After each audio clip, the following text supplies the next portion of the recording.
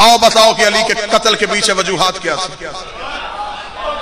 अंधा कत्ल हो जाना जी, कहीं अंधा कत्ल, चौक चौराहे में कत्ल हो जाए, कातिल का सुराग ना मिलता हो। सबसे पहला सवाल हर इंसान के जहन में आएगा कि जो मारा गया है ना, पता करवाओ इसकी दुश्मनी किस किस से थी।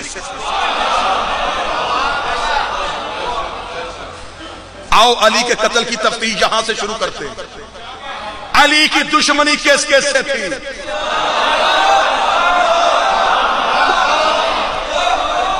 मजलिस में पढ़ चुका, नारे में लगवा चुका, दाद में ले चुका। जो एक खतीब की भूख होती है वो मेरी पूरी हो गई। अब देना मैंने सिर्फ पैगाम, दुश्मनी किस किस से।